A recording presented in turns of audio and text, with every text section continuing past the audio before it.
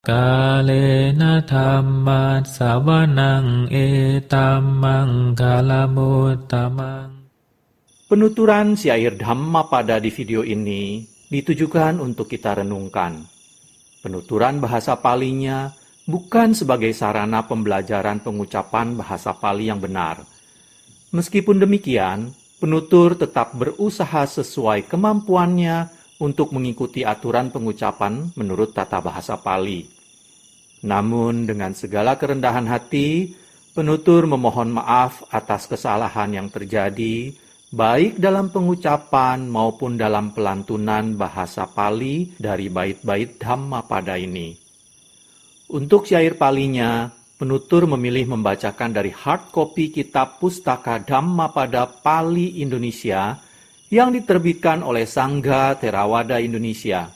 Untuk terjemahan bahasa Indonesia dan kisah latar belakangnya, penutur memilih membacakannya dari sumber web samaggipala.or.id di bagian Dhammapada.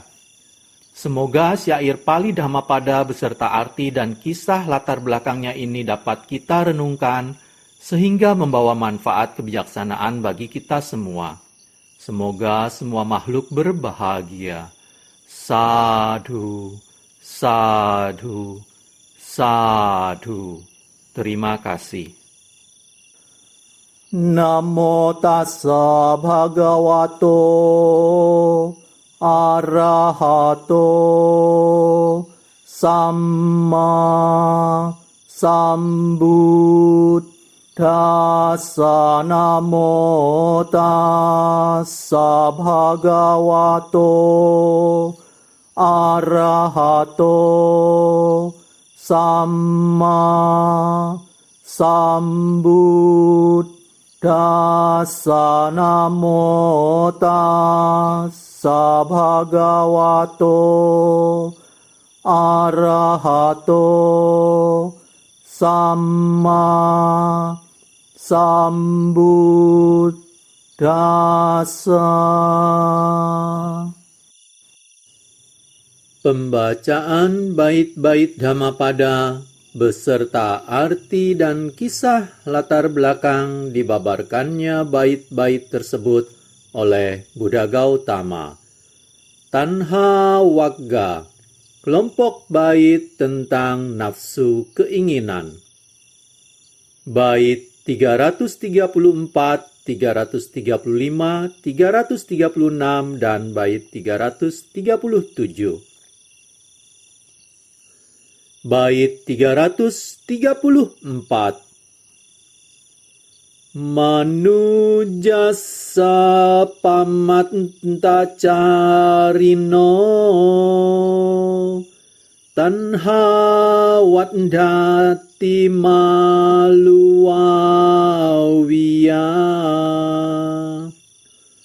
soplawati hura-hurang palamincang wawanambiwanaro.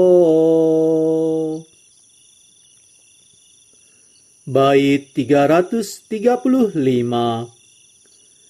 Yang esa sahate jammi tanha loke wisantika soka tassa pawaddanti abhiwattang wabiranang. Bait 336. Yo cetang sahate jamming tanhang loke durajayang soka tambha papatanti uda bindu apokkhara. Bait 337. Tang wo wadami badang wo ya wantet ta samagata tanhaya mulang kanata usirato wabiranang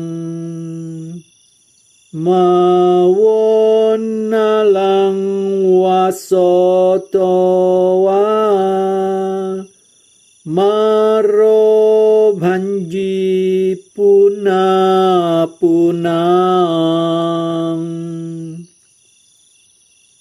Bait 334 artinya, bila seseorang hidup lengah, maka nafsu keinginan tumbuh seperti tanaman malua yang menjalar.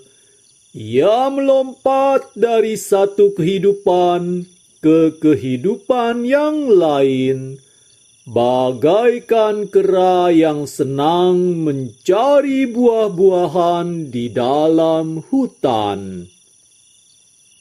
Bait 335 artinya, dalam dunia ini, siapapun yang dikuasai oleh nafsu keinginan rendah dan beracun, penderitaannya akan bertambah seperti rumput birana yang tumbuh dengan cepat karena disirami dengan baik. Bait 336 artinya, tetapi barang siapa dapat mengatasi nafsu keinginan yang beracun dan sukar dikalahkan itu, maka kesedihan akan berlalu dari dalam dirinya, seperti air yang jatuh dari daun teratai. Bait 337 artinya, ku beritahukan hal ini kepadamu, semoga engkau sekalian yang telah datang berkumpul di sini memperoleh kesejahteraan. Bongkarlah nafsu keinginanmu, seperti orang mencabut akar rumput birana yang harum.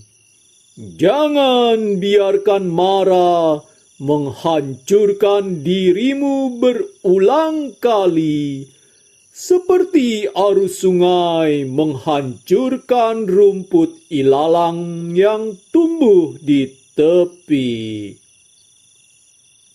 Kisah latar belakang dibabarkannya bait 334 sampai bait 337 Tanha Wagga oleh Buddha Gautama. Kisah Kapila dan Ikan. Pada masa Buddha Kasapa, ada seorang biku bernama Kapila yang sangat terpelajar dalam kitab suci atau Pitaka. Karena sangat terpelajarnya, ia memperoleh kemasyhuran dan keberuntungan. Ia juga menjadi sangat sombong dan memandang rendah biku-biku lain. Bila para biku lain menunjukkan padanya apa yang pantas dan apa yang tidak pantas, ia selalu saja menjawab dengan pedas, "Berapa banyak yang kau tahu?" Hal itu menyiratkan bahwa ia tahu lebih banyak daripada biku-biku lain. Dengan demikian, lama-kelamaan semua biku yang baik menjauhinya, dan hanya biku-biku yang tidak baik berada di sekelilingnya. Pada suatu hari Uposatha, ketika para biku mengulang peraturan pokok bagi para biku atau patimokkha, Kapila berkata, "Tidak ada apa yang dikatakan sebagai sutta abhidhamma, atau vinaya.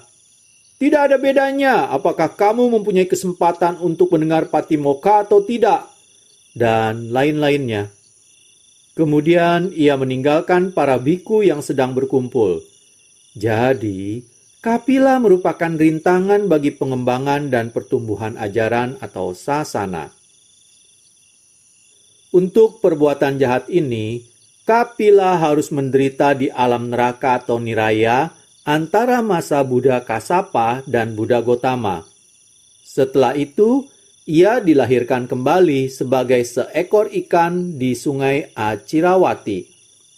Ikan tersebut, seperti disebutkan di atas, mempunyai tubuh berwarna keemasan yang sangat indah, tetapi mulutnya berbau tidak enak yang sangat menusuk hidung.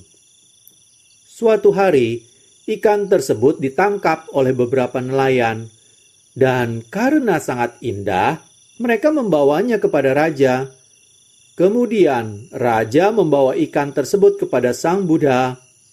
Ketika ikan itu membuka mulutnya, bau yang tidak enak dan sangat menusuk menyebar ke sekeliling. Raja bertanya kepada Sang Buddha, mengapa ikan seindah itu mempunyai bau yang sedemikian tidak enak dan menusuk hidung? Kepada raja dan para pengiringnya, Sang Buddha menjelaskan, "Oh Raja, pada masa Buddha Kassapa, ada seorang biku yang sangat terpelajar, yang mengajarkan dhamma pada lainnya. Karena perbuatan baik itu, ketika ia dilahirkan kembali pada kehidupan yang lain, meskipun sebagai seekor ikan, ia memiliki tubuh keemasan. Tetapi biku itu sangat serakah, sombong, dan memandang rendah orang lain. Ia juga mengabaikan peraturan kebikuan, winaya, dan mencaci maki para biku yang lain. Karena perbuatan buruk ini, ia dilahirkan di alam neraka niraya, dan sekarang ia menjadi seekor ikan yang indah dengan mulut yang berbau busuk." Sang Buddha kemudian beralih kepada ikan itu dan bertanya apakah ia mengetahui kemana ia akan dilahirkan kembali pada kehidupan yang akan datang. Ikan tersebut memberi isyarat bahwa ia akan masuk kembali ke alam neraka niraya, dan ia dipenuhi dengan perasaan sangat sedih. Sebagaimana diperkirakan, pada saat kematiannya, ikan tersebut dilahirkan kembali di alam neraka niraya untuk menerima akibat perbuatan buruk lain. Semua yang hadir mendengarkan kisah ikan tersebut menjadi terkejut. Pada mereka, Sang Buddha memberikan khotbah tentang manfaat mengkombinasikan antara belajar dengan praktek. Kemudian, Sang Buddha membabarkan bait 334, 335, 336, dan 337 berikut ini. Bila seseorang hidup lengah, maka nafsu keinginan tumbuh, seperti tanaman malua yang menjalar. Ia melompat dari satu kehidupan ke kehidupan yang lain, bagaikan kera yang senang mencari buah-buahan di dalam hutan. Dalam dunia ini, siapapun yang dikuasai oleh nafsu keinginan rendah dan beracun, penderitaannya akan bertambah seperti rumput birana yang tumbuh dengan cepat karena disirami dengan baik. Tetapi, barang siapa dapat mengatasi nafsu keinginan yang beracun dan sukar dikalahkan itu, maka kesedihan akan berlalu dari dalam dirinya seperti air yang jatuh dari daun teratai. Ku beritahukan hal ini kepadamu, semoga engkau sekalian yang telah datang berkumpul di sini memperoleh kesejahteraan. Bongkarlah nafsu keinginanmu, seperti orang mencabut akar rumput birana yang harum. Jangan biarkan mara menghancurkan dirimu berulang kali, seperti arus sungai menghancurkan rumput ilalang yang tumbuh di tepi.